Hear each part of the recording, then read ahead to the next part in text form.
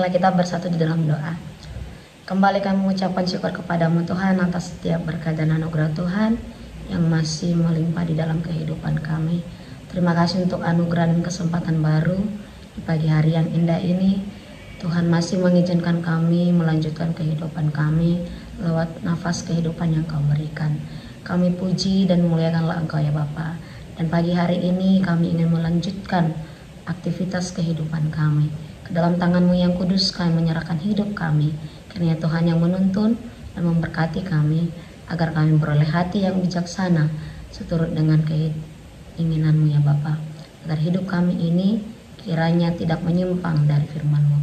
Karena itu Tuhan, kami serahkan diri kami ke dalam tangan-Mu melalui renungan pagi hari ini. Berfirmanlah Engkau Tuhan, karena kami sudah siap untuk mendengarkannya. Amin. Selamat pagi untuk kita seluruhnya jemaat Tuhan yang terkasih, yang menjait firman Allah pada kita di pagi hari ini diambil dari kitab Sakaria 1 ayat 3. Beginilah dikatakan, sebab itu katakanlah kepada mereka, beginilah firman Tuhan semesta alam, kembalilah kepadaku, demikian firman Tuhan semesta alam, maka aku pun akan kembali kepadamu, firman Tuhan semesta alam. Alai dokma tunasida songonon doha tani Jehovah Zebaot, sai mulak mahamu tuau ninna Jehovah Zebaot, asamulak au tuhamu ninna Jehovah Zebaot. Demikian firman Tuhan. Bapak Ibu Saudari yang terkasih di dalam nama Tuhan Yesus Kristus, sepanjang kehidupan kita dalam pengenalan kita akan Allah, kita kerap mendengar sifat Allah yang Maha Pengasih dan juga panjang sabar, dan itu benar-benar nyata kita lihat dan kita rasakan. Namun sekalipun Allah memiliki sifat yang panjang sabar dan rendah hati, tapi bukan berarti Allah menginginkan kita untuk berkompromi atau dapat melakukan dosa dengan sesuka hati, sebab Allah tidak pernah menghalalkan dosa atau berkompromi dengan dosa. Karena itu jangan kita pikir ketika Allah yang dikenal sebagai Allah pengasih maka Allah tidak dapat murka atas kesalahan-kesalahan yang kita lakukan. Marilah kita lihat hidup kita sehari-hari. Kapan terakhir kali kita sungguh-sungguh mengagumi Tuhan?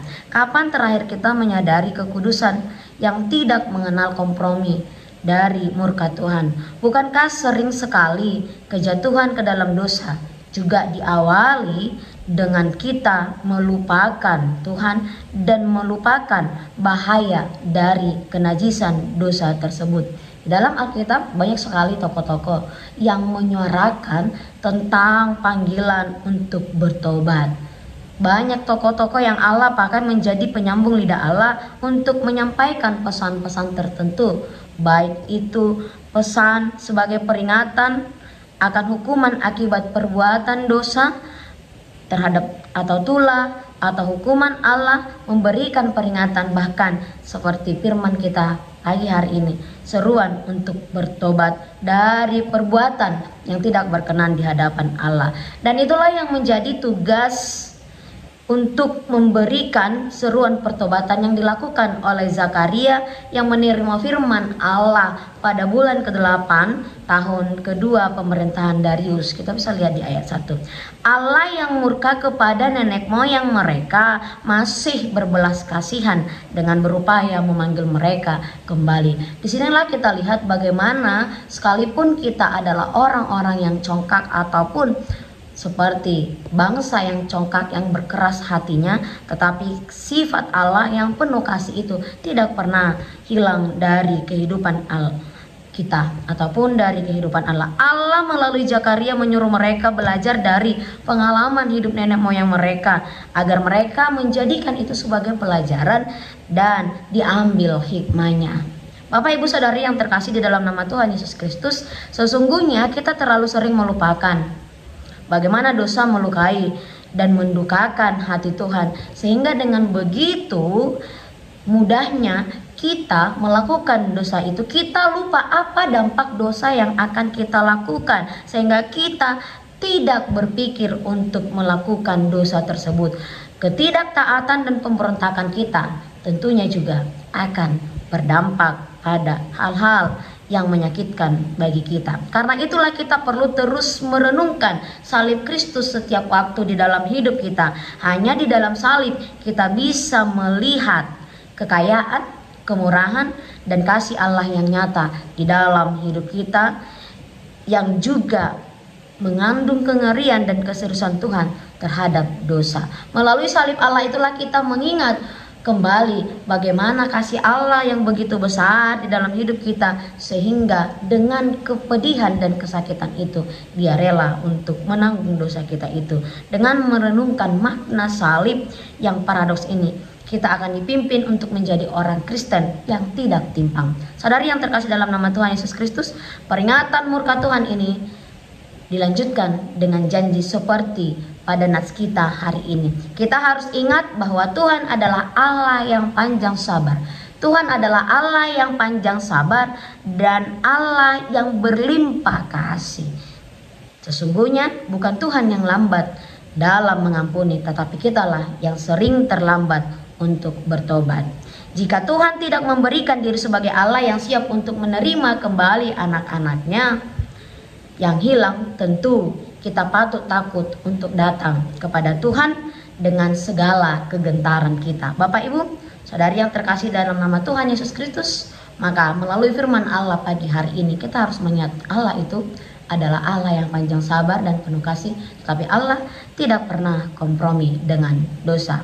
Bahkan wajar jika kita berusaha untuk lari sejauh mungkin dari Tuhan ketika kita takut kepada Allah, ketika kita takut kepada murka Allah. Jika Allah itu adalah Allah yang mengerikan, barangkali kita tidak akan datang kepadanya, barangkali kita tidak akan mau meminta pengampunan kepadanya. Tetapi karena kita sadar Allah itu adalah Allah yang penuh kasih, maka kita tak pernah takut untuk datang kepada Allah. Akan tetapi jika Allah telah memanggil kita dan memberi diri ditemui oleh mereka yang mencarinya, kita mencari celaka jika kita sendiri tidak cepat-cepat datang kepada Allah dalam pertobatan yang sejati. Karena itulah Bapak Ibu saudari yang terkasih, mari kita renungkan kembali makna salib itu di dalam kehidupan kita, agar kita benar-benar mengalami pertobatan yang sejati. Ingat, pertobatan itu tidak dapat dilakukan sekali seumur hidup, melainkan pertobatan itu harus kita laksanakan setiap hari,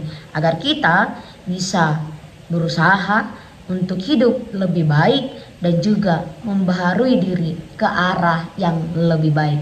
Memang tidaklah mudah untuk menguasai diri, tetapi latihlah dirimu untuk tetap melakukan hal-hal yang berkenan di hadapan Allah.